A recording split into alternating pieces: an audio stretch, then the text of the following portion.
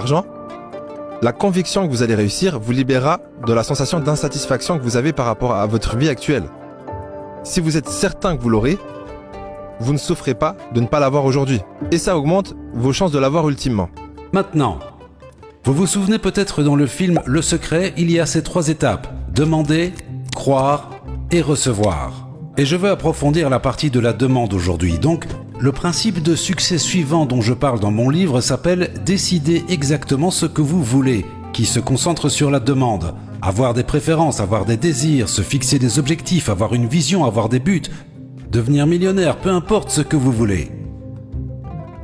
Maintenant, rappelez-vous, dans Le Secret, il est dit de parler de ce que vous voulez, pas de ce que vous ne voulez pas.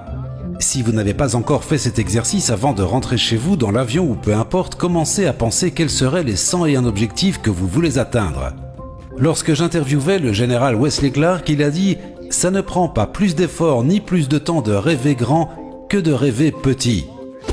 Laissez vos objectifs être aussi grands que vous le souhaitez, mais ne les rendez pas plus grands que ce que vous voulez, car ce n'est pas nécessaire. En d'autres termes, faites confiance à ce que vous voulez. Walt Disney disait « Si vous pouvez le rêver, vous pouvez le faire ». Vous ne pouvez pas avoir un rêve que vous n'avez pas la capacité de créer, soit par vos efforts, soit par les efforts de rassembler une équipe. Combien d'entre vous ont un système GPS dans leur voiture ? Lorsque je monte dans ma voiture, j'ai une Lexus, je peux entrer une adresse au Colorado et il me fournira une carte depuis où je vis à Santa Barbara jusqu'au Colorado. Je n'ai pas besoin de connaître le chemin. Et il en va de même pour vous, une fois que vous avez fixé un objectif, le chemin apparaîtra.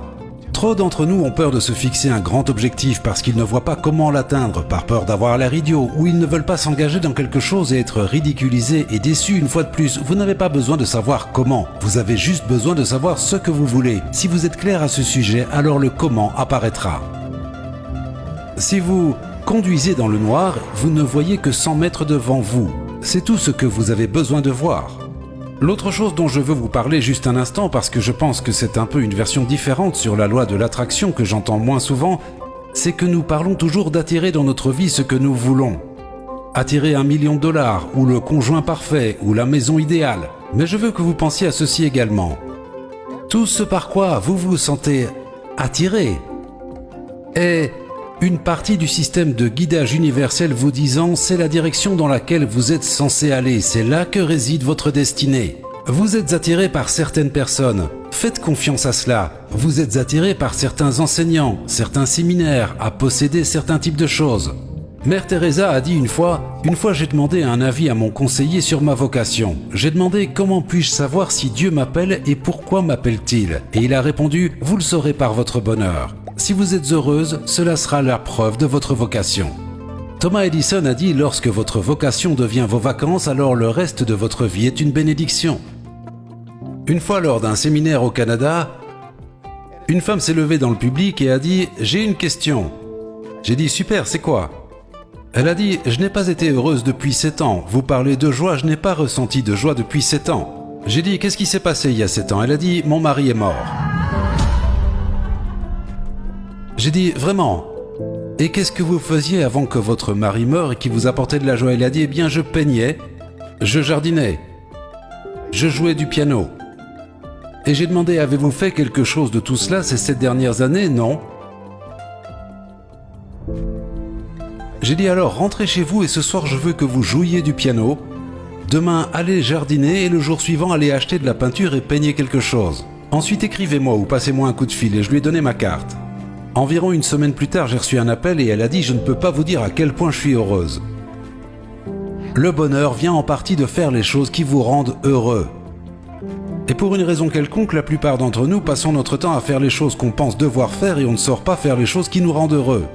Alors ayez la discipline de faire les choses qui vous apportent de la joie. C'est comme créer une habitude de joie et fondamentalement, si vous pouvez être dans la joie tout le temps comme Mère Teresa l'était, ou le Dalai Lama, ou Mark Victor Hansen l'est à 90% du temps et pareil pour moi, alors les choses commencent juste à affluer dans votre vie à un rythme merveilleux. Il y a souvent débat entre les personnes qui pensent que dans la vie, il faut se forcer à faire ce qu'on ne veut pas faire pour réussir. Parce que la vie, ce n'est pas que des rayons de soleil et des arcs-en-ciel. Le soleil, les arcs-en-ciel, c'est pas le monde. Et il y a ceux qui affirment qu'il faut faire ce que vous aimez dans la vie. Écoutez votre cœur, sinon vous ne serez pas heureux et vous abandonnerez de toute façon. The only way to do great work is to love what you do. Personnellement, Je ne vois pas de contradiction entre ces deux points de vue.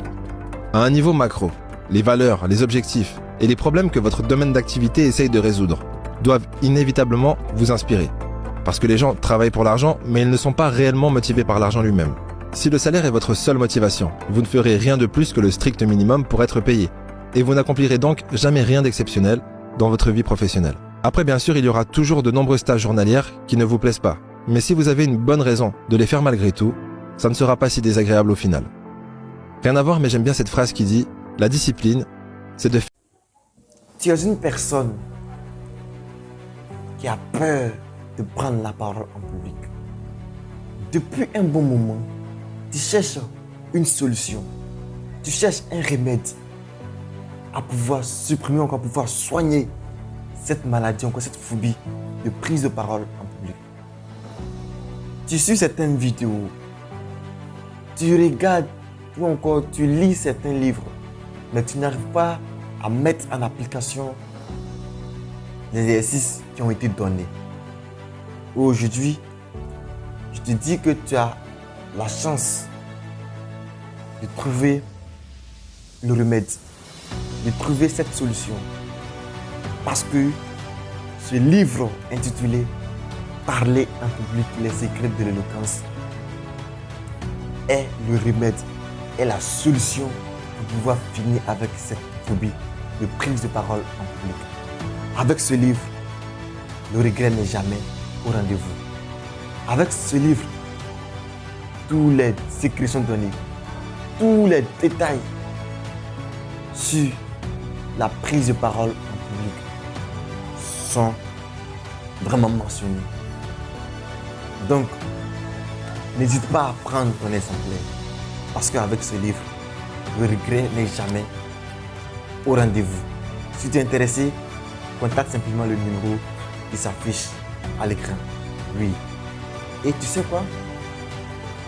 Avec 10 000 francs CFA seulement, tu as accès à ton exemplaire. Tu as ton exemplaire. Et si tu es... Ce qui est intéressant encore, c'est qu'avec les 10 000 francs, si tu es à Abidjan, la livraison est gratuite. Mais si tu es à l'extérieur d'Abidjan, 10 000 francs plus 2 000 francs comme frais d'expédition et tu as ton exemplaire. Nous avons également la version PDF qui coûte 3 000 francs CFA. Alors, n'hésite pas à prendre ton exemplaire car avec ce livre, le regret n'est jamais au rendez-vous. Oui, merci. Ce n'est pas encore fini pour toi, tant que Dieu n'a pas dit c'est fini. Mets-toi au travail, sur le travail te rendra libre. Je sais que rien accepte les humiliations, un homme ne souffre pas pour toujours. Il se l'année de réussite fait oublier 10 ans de galère.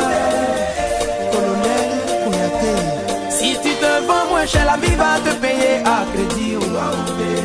Papa Koulibaly Aïna, toi Oudé, reste debout. Toi un jour on parlera de toi.